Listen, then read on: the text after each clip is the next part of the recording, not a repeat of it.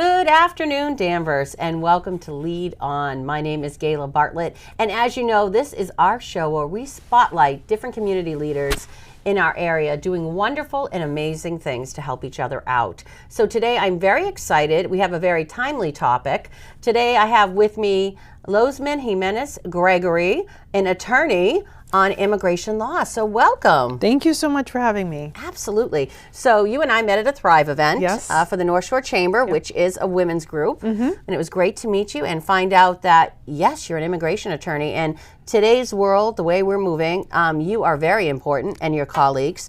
And so glad that you're here to give us some insight to what immigration law is and how you and other attorneys in your field can help people. So what I'd like to do is just talk a little bit about your background. Okay. You have done some amazing things. Thank you. So let's talk about what you did in Washington, D.C. first. Sure. So I worked from 2017 to 2021 actually, March of 2021.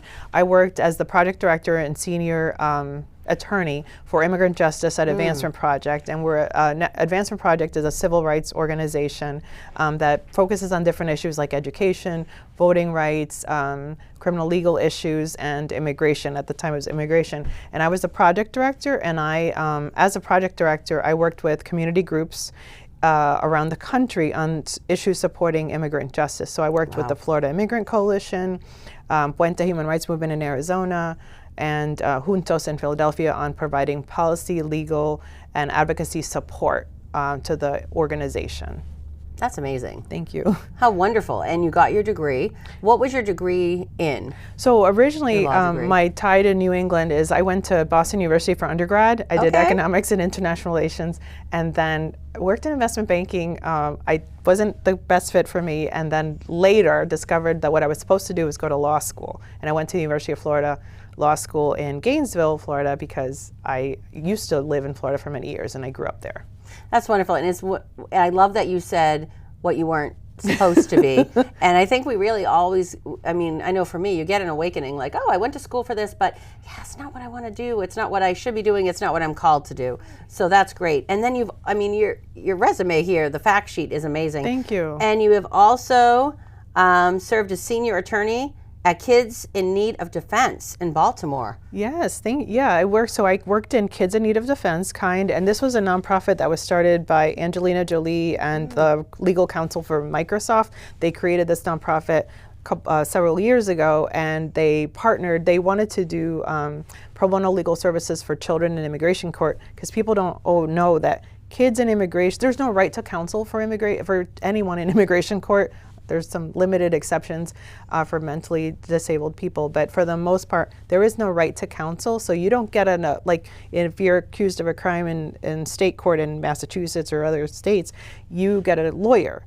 In immigration court, you don't get a lawyer. You can hire one, but there's none provided for you. So adults do not get lawyers. So Kids in Need of Defense, we represented unaccompanied children in their state court proceedings, if they were state cases, and in their immigration court proceedings, so that no child would have to face an immigration judge alone. Wow. And so, I practiced in Maryland, in Florida, in D.C., and now Massachusetts. How scary is that, though, for a poor child to be there? So if the parents were deported and the child stayed here? So a lot of the children they came in, they were unaccompanied children. Unaccompanied. So what that is a special classification, and they receive special protections under a law that was signed in 2008 called the Trafficking Victims Protection Act, and it's been reauthorized multiple times. And that law says that children from non-contiguous countries have a right to be screened for, if they're victims of human trafficking, things like that. And they're processed differently. Children are treated differently. There's laws that protect them, and they're supposed to the greatest extent practicable, be provided pro bono counsel, or the government has to help them provide pro bono counsel. And so they're treated differently in the immigration system. There's certain protections that they receive. And for example, they're not subject to the 1-year deadline in asylum. Children are not, if they're unaccompanied. But it just means they came without a parent or a guardian. They could have come with an older brother who wasn't a parent or guardian, and they may be separated from that person. Gotcha. But they're released, they're processed differently, they're sent to a shelter, and then they're ultimately they try to find a parent or a guardian that they can release that child to after doing some background checks. And so when we would see the kids, they were already living with a parent or a guardian, and then, but they were in the process of what's called removal proceedings, deportation proceedings. So we had to, find out, are they eligible for anything?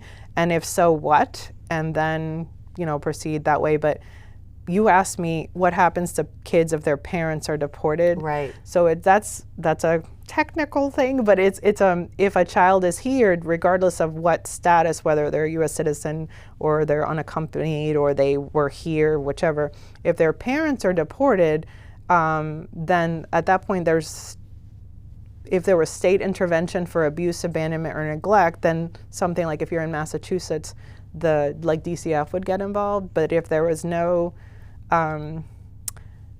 if both parents are deported, I guess you could argue they've been abandoned, which is, and then DCF would have to step in, and then they would end up in foster care. But usually, a lot of times how kids enter foster care is because of previous, maybe not so great things that are happening at home, and a school reports it. But I've come across cases where a child, like a teenager, was, the person he came to be reunited with was deported, and he was in his church, and the church was like taking care of him, and he shared something like, I think there was something like he mentioned it to a teacher, and like a teacher helped out, and that might have come across to DCF. So sometimes that happens, and then they end up in protective custody, but those types of things can happen. Yeah. And what a special talent you have to be able to deal with that and have the legal knowledge, which is wonderful. And I think one of the topics having you here is so timely because of what's happening in our communities now with ICE. Yeah. So I know that is playing a big part. People are scared, people are concerned. And before the show started, you were telling me some interesting facts. Yeah. If you could tell me about the administration and when these laws started. Okay. So, there were some executive orders that were announced, but just so people understand, every administration has the right to create priorities. What are priorities? And there are laws that have been on the books for a long time. Some of them have been around, since the late 1700s. Some of them have been around, especially in the immigration world. There were these laws, and in 1996, under the Immigration Reform Acts, really expanded immigration detention, really created a lot of different categories, and made a lot of things a little more difficult in 1996 for persons who were already here to maybe to get on the road to citizenship. It maybe it became a little harder. It also created this system where if you were here and you created certain crimes, or you committed certain crimes, you may end up being deported, and that has always been an issue, but then being sent to an immigration detention center, which is separate from a prison. So you may have served your time, and then you were sent to an immigration detention center where you would be until you were ultimately deported, which means just to be sent back to your home country, if your home country will have you. But some of these laws have been around a long, long time. There's one of the executive orders talked about the creation of a rule for a registry, but that law was around, it was in 1940s, but it was kind of dormant for, and the process maybe didn't really exist, and the administration wanted to kind of reactivate that law and create a new process. So some of the laws that you're seeing or you're hearing about, they existed. They may be being applied in a way that's a little more, I guess, maybe more stringent than other administrations, or the priorities have gotten, it's a broader set of priorities versus maybe we're going to focus on these folks, we're going to focus on these folks. So every administration decides what priorities they want to focus on. And sometimes, and every administration changes that. Right. So that is why we're seeing a shakeup And I understand now because I didn't know that. Okay. I just thought this was out of the blue. I'm like, oh my goodness, what is happening? But hearing you say, well, you don't know because, I mean, the way the media coverage is, and, you know, you hear the stories of people being fearful to go to the grocery store and being picked up walking to work and things like that. So what happens to the children when the parents are taken away now? Because in some instances, we've heard of children being like third graders taken out of schools, just taken away by ICE. And that parents are being taken or a father's being sent away. And so what happens to the children? Does that go into that DCF category? So this is, I'm going to give you, I know this is kind of frustrating, a lawyer answer. It depends. Like some of the examples you gave, I don't know what the particulars were, so I couldn't speak to that. But I can say is generally, I know that's a very lawyer talk. Let's say, you know, a child is with their mother at a bus stop. Let's just say that. And for some reason, the mother is apprehended by ICE because they believe that she may have committed some immigration violations. Let's just say that's what's going on. And they approach her and they apprehend her and they have a reason to detain her. Then that child is left alone. So then that child, it's kind of like if they would have to report, I believe then the policy would be that ICE officer would have to contact maybe the state law enforcement or contact DCF because that's a state agency that would take care of that, because there's really not a federal Department Children of Families. Like it's not, that's a state, child welfare is a state law issue. So that's where that might happen. Now, a lot of times, if someone's arrested, they may say, do you have a caregiver? Do you have somebody that you can leave the child with? And if maybe they have a person, like maybe they have a U.S. citizen spouse, and that U.S. citizen spouse can pick up the child, you know, make arrangements. So it just depends on the particulars. Usually you should be able to then let them know, I have, you know, if there is someone that can take care of my child, please contact that person, make arrangements. Or they may just contact the Department of Children and Families and let DCF kind of make the calls. It could be that. But yes, and people should start, you know, I know these conversations are happening. A lot of parents or caregivers, family members are making decisions ahead of time. So if something happens, there is like this person, who can I call that can take care of my child? What documents do they need to have?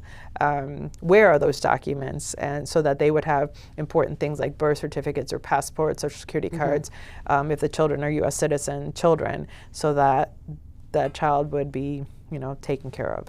Okay. So are you seeing an uptick now being an immigration lawyer? I'm assuming yes? So it depends of uptick, what do you mean? More clients than normal, or in a more of a chaotic state, or more questions coming in, I would think. So there's a lot of information happening. There are a lot of things that there's a lot of information, so there's a lot of information to keep up. And then because some programs were cut, then some of those programs, those people may no longer have a right to stay in the United States.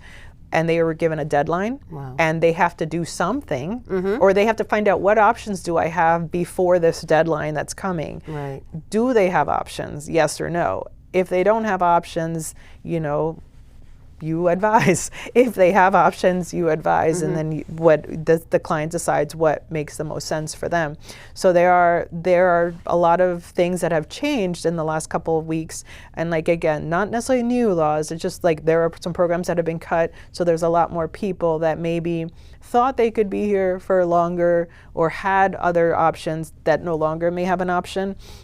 But I am getting more phone calls, more people contacting me. And then there's people who have been here a long time. Maybe they have a green card and they're eligible for citizenship because they've had a green card for longer than 5 years. And they just kind of hadn't gotten around to becoming a citizen. And now they're like, you know what, I want to be a citizen.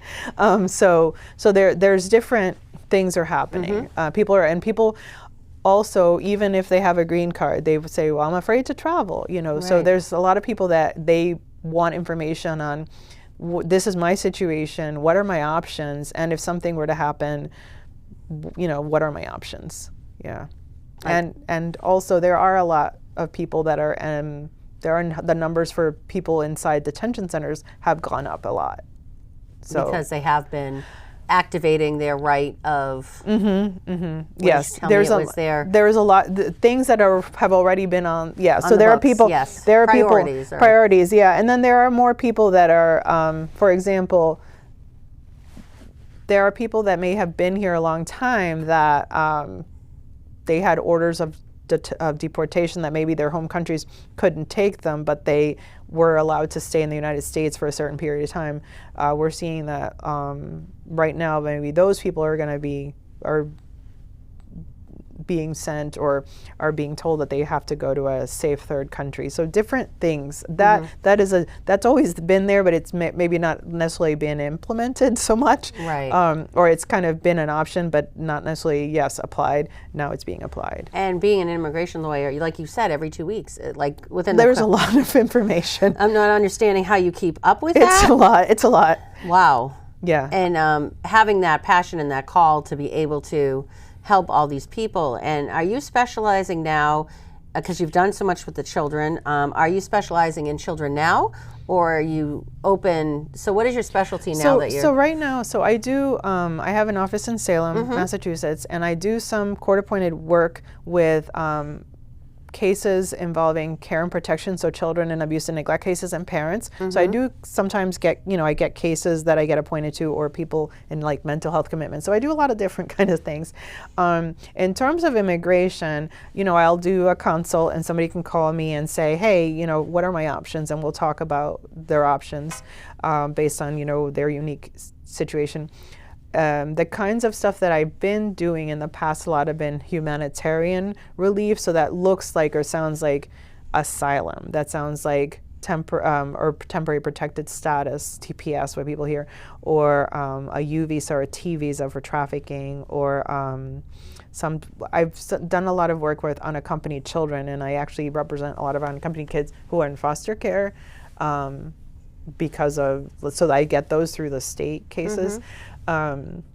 But I do all kinds of immigration work. I also have a separate company and a separate LLC where I do consulting work, where I work with nonprofits who maybe serve immigrants or children, and they're looking to do some trainings for themselves or staff on different topics within immigration. So I can provide legal trainings, like legal education to the staff or the program, tailored to their unique needs, or do an assessment of their program if they want to improve services to serve their clients. That's amazing. Thank you. I didn't know that. That is great. Thank you. And it's great to have that knowledge and to know that there's someone so local that can give them that feedback, and so they can make these educated choices and have those conversations. And like us sitting here today, I'm learning so much. Thank you. I'm things glad. I didn't understand, things I didn't know.